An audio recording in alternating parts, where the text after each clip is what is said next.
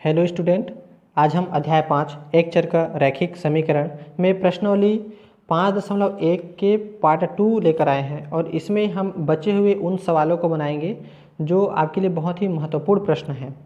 तो चलिए देखते हैं। सबसे पहले प्रश्न नंबर 4, समीकरणों को हल कीजिए। पहला प्रश्न हम यहाँ पर ले रहे हैं, चूँकि ये सरल है और इसी से हम शुरुआत करेंगे।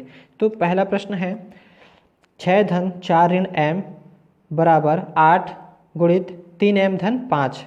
तो इसे हम सबसे पहले तो जब हल करेंगे तो हमें इसे पहले लिखना है 6 धन ब्रैकेट 4 ऋण m बराबर 8 गुणित ब्रैकेट 3m धन 5। तो सबसे पहले आप इनको ब्रैकेट हटाएं और ब्रैकेट हटाएंगे तो यहाँ पर हमारा हो जाएगा या 6 धन 4 ऋण m बराबर यहाँ पर हो जाएंगे 7, यहाँ पर 8 का गुणा कर देंगे तो 8 या 24 m धन 8 पंचे 40। अब हम m और m वाले को एक साथ लेकर आएंगे, यानी कि उनको एक पक्ष पर रखेंगे और बाकी जो अंक है उसको दूसरे पक्ष में रखेंगे। तो चलिए देखते हैं। चूँकि m आपका छोटा है इसलिए हम इनको पक्षांतर करेंगे किधर, तो राइट साइड में, यानी कि दाएं पक्ष में। तो इनको जब हम इधर लेकर आएंगे तो यहाँ पर हो जाएगा 24 m, ये m इधर पक्षांतर आएगा तो यहाँ पर हो जाएंगे धन m, चूँकि ये माइनस था इधर आकर प्लस।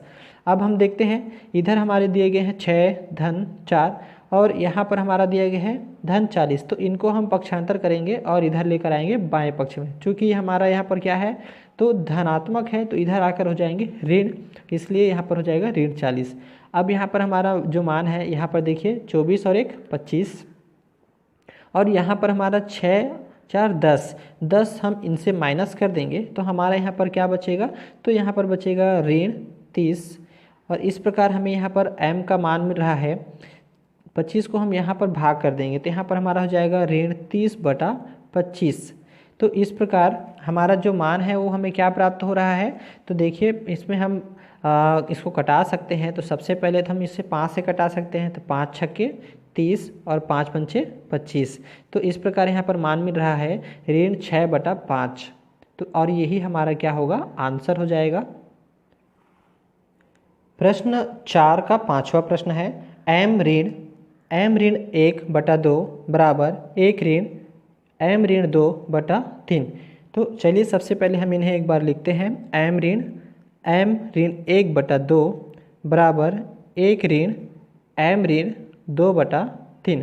तो देखिए सबसे पहले हम इनको क्या करते हैं, हम हल करते हैं। सबसे पहले इनको तिर्या गुणा करेंगे। तो चूँकि यहाँ पर हमारा कोई भी अंश और हर दोनों के रूप में नहीं दिया गया है तो हम इनके हर में क्या मान सकते हैं, हर में 1 मान सकते हैं। इसी तरह यहाँ पर भी हर में हम कुछ नहीं है तो 1 मान सकते हैं। अब हम इन्हें क्या करेंगे, तिर्या गुणा करेंगे इस तरह से। तो 2 का गुणा m के साथ, तो यहाँ लिखेंगे 2m। फिर यहाँ पर आते हैं ऋण, तो ऋण यहाँ पर लिखेंगे। चूँकि यहाँ पर ऋण हम ले रहे हैं तो यहाँ का ऋण हम लेंगे तो ध्यान रखिएगा कि जब 1 का इनके साथ हम गुणा करेंगे तो यहाँ पर 1 का लिखने की आवश्यकता नहीं है, चूँकि है भी नहीं। और यहाँ पर आ जाएगा ऋण m ऋण 1। तो ब्रैकेट लगाना ना भूलें, जब भी ऋण आए ब्रैकेट अवश्य लगाएं। और पूरे का बटा हो जाएगा 2 एकम 2। तो यहाँ पर पूरे का बटा हो जाएगा 2 बराबर, यहाँ पर भी 3 एकम 3 ऋण आया है, इसलिए जब 1 का यहाँ पर गुणा करेंगे तो ब्रैकेट लगाएंगे तो m ऋण 2, जो कि 1 का गुणा करने से वही रहेगा। फिर 3 एकम 3, तो यहाँ पर हमारा हो जाता है नीचे 3।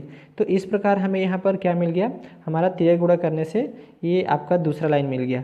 अब आगे चलते हैं, तो इनका ब्रैकेट हटाएंगे। तो ब्रैकेट हटाने से हमारा क्या अंतर आता है, देखिए। तो 2m ऋण का जब गुणा होगा ब्रैकेट के साथ तो ये धन में m आपका धनात्मक है इसलिए ऋण हो जाएगा। तो यहाँ पर ऋण m, और ये ऋण है और ये भी ऋण है, इसलिए ऋण और ऋण क्या हो जाएंगे, धन हो जाएंगे। तो धन 1 और पूरे का बटा हो जाएगा 2 बराबर हो जाएगा 3 ऋण m ऋण और ऋण धन 2 और पूरे का बटा हो जाएगा 3।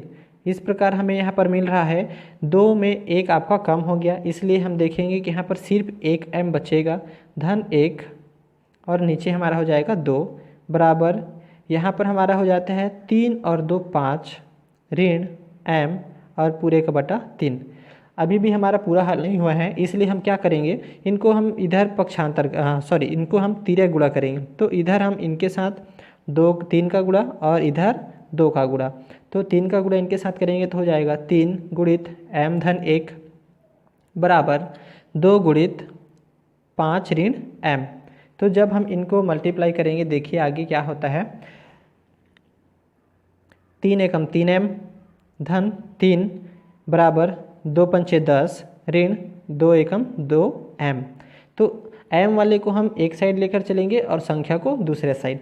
तो हम यहाँ देख रहे हैं कि हम पक्षांतर यहाँ पर कर रहे हैं।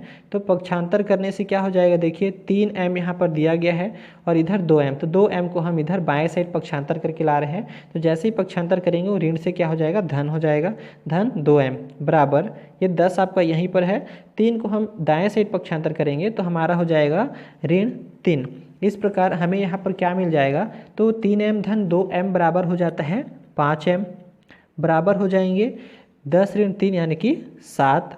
अब यहाँ पर देखिए m बराबर हमारा मान मिल रहा है 5 को जब इनके हर में गुणा करेंगे तो 7/5। तो इस प्रकार हमें क्या मान मिल रहा है, तो m का मान 7/5 हमें प्राप्त हो रहा है। तो यही हमारा क्या है उत्तर हो जाएगा। अगला प्रश्न है प्रश्न 4 का 9वां प्रश्न। 3y धन 4 बटा 2 ऋण 6y बराबर ऋण 2/5। चलिए हल करते हैं। तो यहाँ पर हो जाएंगे 3y धन 4 बटा 2 ऋण 6y बराबर ऋण 2/5।